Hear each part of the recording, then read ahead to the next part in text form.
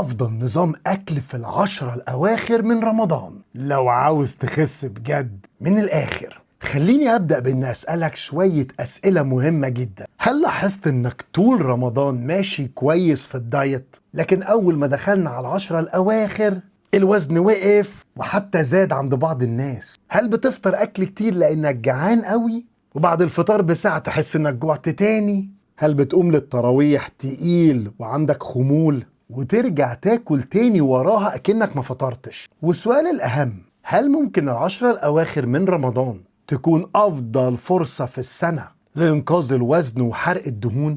المفاجأة بقى إن الجسم في الفترة دي بيكون دخل في مرحلة تكيف ميتابوليزم وماشي جدا مع الصيام، ومع شوية نظام بسيط جدا في الأكل ممكن تحول العشرة الأواخر من رمضان لمصنع حرق دهون حقيقي. لكن المشكلة إن معظم الناس بتعمل غلطات قاتلة، يفطروا على سكريات كتير، ياكلوا كمية ضخمة مرة واحدة، يسهروا طول الليل وياكلوا طول الوقت، وسحورهم بيكون كله غلط في غلط يخليهم يجوعوا أسرع تاني يوم. في الفيديو ده هنجاوب على أهم الأسئلة عن أفضل فطار للتخسيس، أفضل سحور يمنع الجوع، وإزاي تقسم أكلك بين الفطار والتراويح، وأهم الأكل اللي بيسرع حرق الدهون في رمضان. ولو فهمت الكلام ده كويس، في العشرة الأواخر ممكن تنزل من 4 ل5 كيلو دهون حقيقية. هل فعلا العشرة الأواخر من رمضان فرصة ذهبية لحرق الدهون؟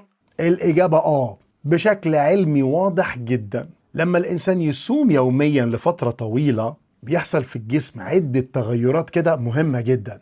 أول حاجة اسمها تحويل الميتابوليزم. الجسم في أول ساعات الصيام بيستخدم السكر المخزون في الكبد وفي العضلات، وبعد حوالي 10 ل 12 ساعة من صيام الجسم يبدأ يتحول تدريجيا لاستخدام الدهون كمصدر الطاقة الرئيسي. وده معناته ان بعد منتصف اليوم تقريبا الجسم بالفعل يبدأ يحرق دهون. الدراسات الكبيرة في مجال الصيام أثبتت ان الصيام ما بين 14 ل 18 ساعة بيزيد نشاط عملية اسمها تحلل الدهون، وده معناته الدهون المخزونة في الجسم تبدأ تتحلل لأحماض دهنية والجسم يستخدمها وقود. لكن المشكلة ان كتير من الناس بيبوظوا العملية دي على الفطار.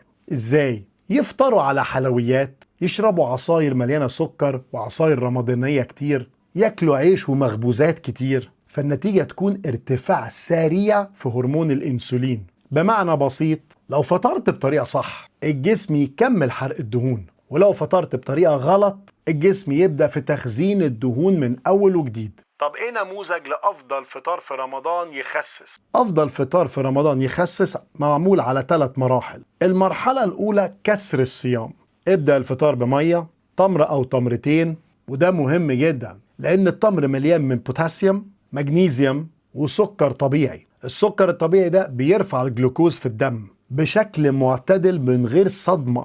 بعد كده قوم صلي. الموضوع بياخد 10 دقايق أو ربع ساعة، ودي خطوة مهمة جدا. ليه؟ لأن دماغك محتاجة من ربع ساعة ل20 دقيقة عشان تحس بالشبع. فلو قعدت على الفطار وبدأت تاكل بسرعة كميات كبيرة هتاكل غالبا أكتر مما أنت محتاج. المرحلة التانية الشوربة، وأفضل حاجة هنا شوربة خضار أو شوربة عدس، والفوائد كتيرة. أولا الشوربة بتحسسك بالشبع ومليانة ألياف وكمان مليانة مية. الدراسات كلها أثبتت إن الشوربة قبل الوجبة الرئيسية بتقلل السعرات الكلية بنسبة ممكن تصل ل 20%، كله من طبق شوربة.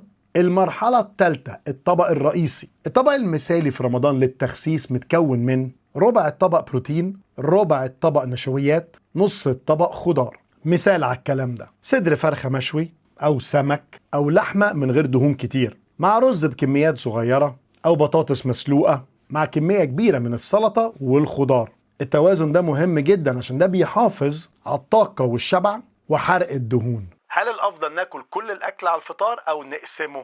تقسيم الأكل هو أحسن استراتيجية للتخسيس. وجبة خفيفة على الفطار، وجبة رئيسية بعد التراويح. طب ليه كده بقى؟ لأن الأكل الكتير مرة واحدة بيؤدي ارتفاع كبير في الإنسولين، خمول ونوم وتعب. لكن لما تقسم الأكل الجسم يهضم بشكل أفضل، مستوى السكر هيكون مستقر أفضل، والسعرات اللي هتاكلها هتكون أقل. النموذج هنا فطار خفيف، سلطة التراويح، وبعد كده وجبة رئيسية. طب ايه أفضل وجبة بعد التراويح؟ الأكل اللي بعد التراويح مهم جدا يكون غني بالبروتين، متوسط في النشويات، وقليل الدهون. مثلا تونة مع السلطة، بيض مسلوق، زبادي يوناني، جبنة قريش. الأكلات دي بتساعد على حفاظ العضلات، رفع معدل الميتابوليزم، وكمان إحساس قليل للجوع. البروتين مهم جدا لأنه بيزود حاجة اسمها التأثير الحراري للأكل، يعني الجسم بيحرق سعرات كتير أثناء هضم البروتين أكتر من أي أكل تاني. طب إيه الأكل اللي فعلا بتساعد في حرق الدهون؟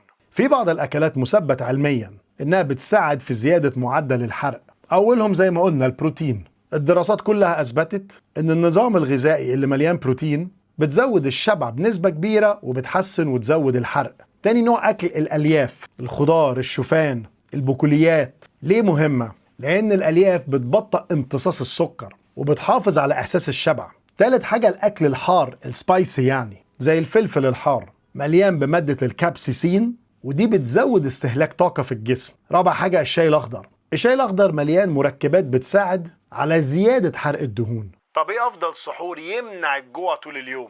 السحور المثالي مليان بثلاث حاجات: بروتين، دهون صحية، وألياف. مثلا بيض، زبادي يوناني، شوفان ومكسرات، وخضار كتير. المكونات دي تبطئ الهضم، تحافظ على إحساس الشبع مدة طويلة، ويستقر السكر في الدم. أما الأكل السيء خالص على السحور، العيش الأبيض، المربى، الحلويات، دول يرفعوا السكر بسرعة جدا وينخفض بسرعة جدا، فتجوع بسرعة جدا. طب ليه ناس كتير بتاكل سحور كبير وبرضه بيجوعوا؟ السبب غالبا نوع الأكل مش كمية.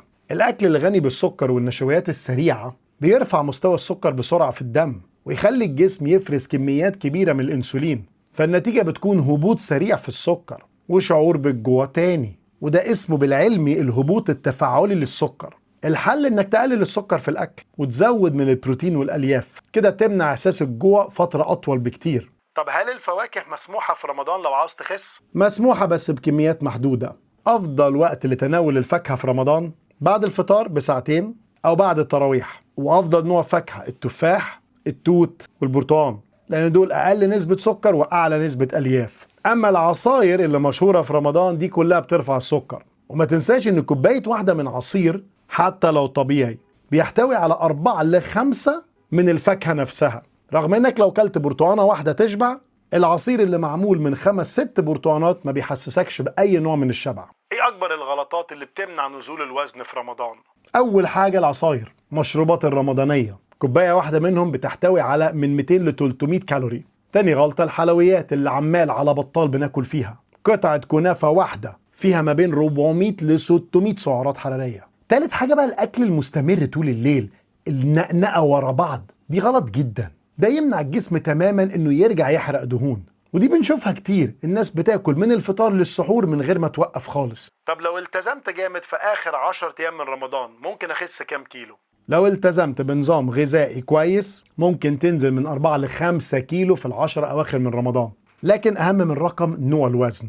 الهدف فقدان دهون مش مية وعضلات. فمع الصيام وتنظيم الأكل الجسم يحرق الدهون المخزونة بشكل فعال جدا. الخلاصة يا جماعة، ال10 أواخر من رمضان مش بس فرصة للعبادة، فرصة عظيمة لضبط جسمك وصحتك. لو نظمت فطارك واخترت سحورك صح وقسمت الأكل بشكل صحيح وذكي، ممكن تخرج من رمضان بوزن أقل، طاقة أعلى، وصحة أفضل. اكتب لي بقى في الكومنتات، رمضان عدى عليك بخسارة وزن ولا زي كل سنة بزيادة وزن؟ ولو استفدت من الفيديو ما تنساش تعمل له لايك، شير، وسبسكرايب عشان غيرك يستفاد. وهو ده أفضل نظام أكل في ال10 أواخر من رمضان لو عاوز تخس بجد. من الآخر.